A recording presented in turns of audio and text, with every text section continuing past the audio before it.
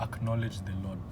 Have you ever noticed sometimes you see a person in a situation or you just see some people in some situations and you're like, man, how do you even get into such a situation like that? It's because the thing we have as people is we think we know everything. We think we know the best way to do everything. So we try to do things on our own when we need to realize that we don't know best. We are limited by our own thinking. We are limited by our own feelings. Someone who's for example, someone who's driven by their feelings, one day they're good, another time they're this. One time they can make a promise to you because they're happy, and then they can go back, they can go back on their word because now another time they're feeling another kind of way. You get? So now when you have such things that swear so easily, in the word it says it's like when you don't plant your feet in God, you're easily swayed to and fro by whatever is going on in the world. You're thrown this side, you're thrown this side. So when I say acknowledge the Lord, what do I mean? I'm saying remember God, know who He is, know that He is the all-powerful, all-knowing God. And it says in His word, for I know the plans I have for you, plans to prosper you and not to harm you, plans to give you hope and a future. So when you go to the word and you see a promise like that and you take God at His word, it doesn't really matter what's going on in the world. It doesn't really matter what's going on in your situation. You realize that, hey, yo, me have God, I'm Gucci. So when you remember God, when let's say now it comes to a point in your life where you have to make a big decision or something like that, you remember God and you allow Him to help you make the best decision. I mean, it may not be the decision you want. It may be the worst decision. I mean, okay, in that moment you may feel like, but I want this, but it's like you surrender your will to His. You get? It's kind of like when Jesus was before He was being crucified, He prayed and He said, if this cup can be taken from me, but not as I will, but your will be done. He's basically saying, hey, man, this cup is too much for me. I'm not trying to do this, but I'm not trying to do this, is what He's saying, but your will be done in my life, Lord. Your will be done in my life. So when you learn that God is this powerful, all-knowing God who loves us and wants the best for us, who is not going to give us less than we deserve, why can't we go and trust Him? So we should allow God to be the Lord of our lives. Being the Lord of our lives means He's the Lord of your hands, He's the Lord of your mouth, your eyes, your body. He's the Lord over all those things. And what He says goes. And He says obedience is better than sacrifice. You can't acknowledge God and not do what He asks you to do. You get? So when we acknowledge Him, we're basically saying, hey, yo, Lord, I know who you are. I know who you are. So, and what this does is it shows God, hey, yo, we have a faithful person over here. He trusts me. And because He trusts me, I'm going to reward him. For I am a rewarder of those who diligently seek me. And that's just who God is. He will reward you for all these things, because he wouldn't make you, He wouldn't make you do something if it wasn't going to be for the greater good. I mean, in that moment it may not feel like it's the greater good, but when you look at it, in God's, from God's point of view, Him, He sees the beginning and the end. He sees the 5 years from now, 10, 20, 30. So He's going to make decisions for you based on what will benefit you throughout the years. You get? So yeah, right now you may have to sacrifice, for example, it could be like a friend. You could have to sacrifice a friend, like a job, or whatever it is.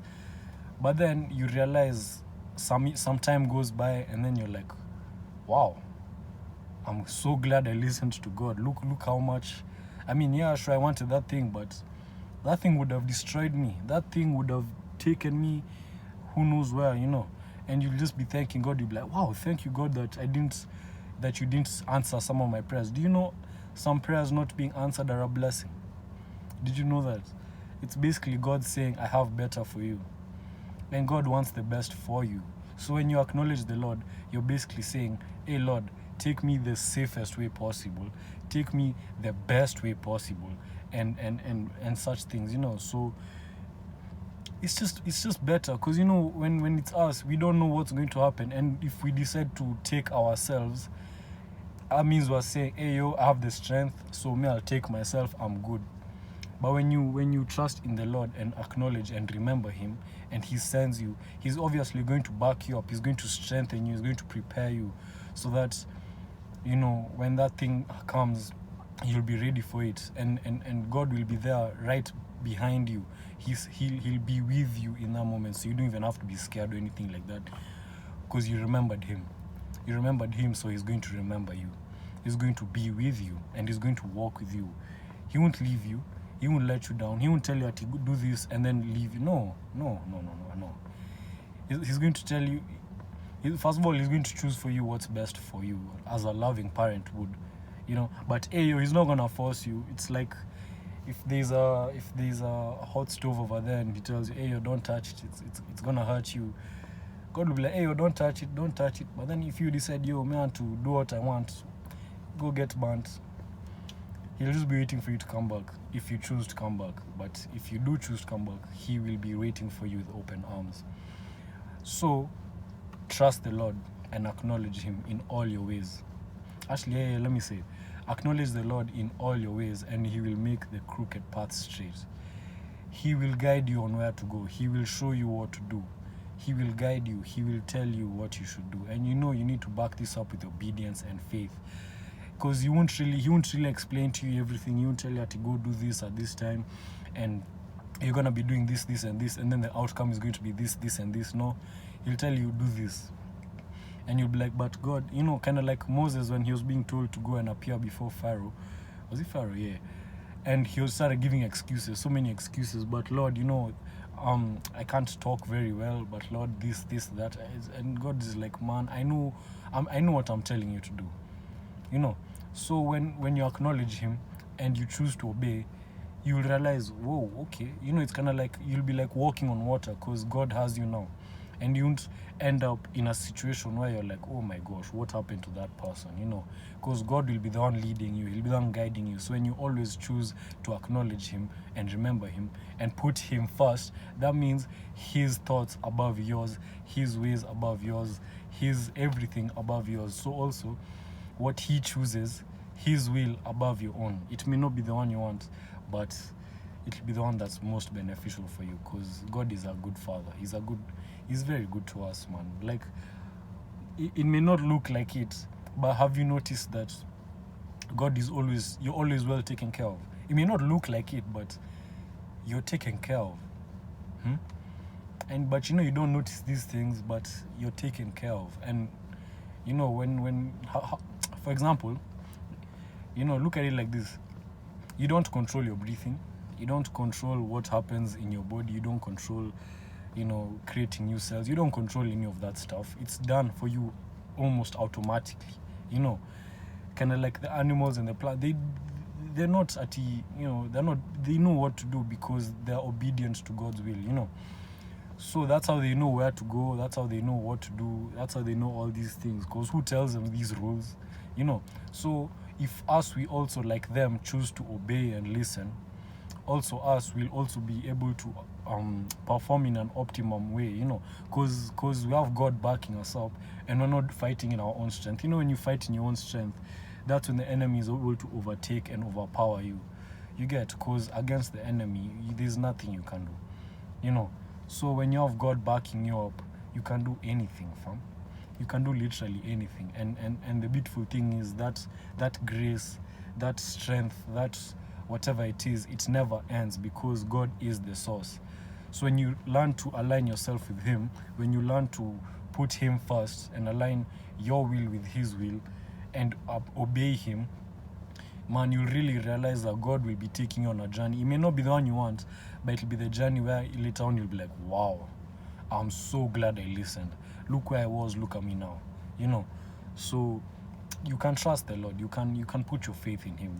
He's so wonderful like that, And he died for you. What wouldn't he do for you? Why would he lead you astray?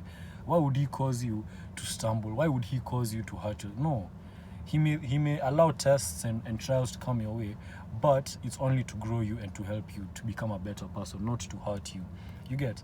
So when you trust in the Lord and obey him and put him first, man, you'll realize that he'll take care of everything.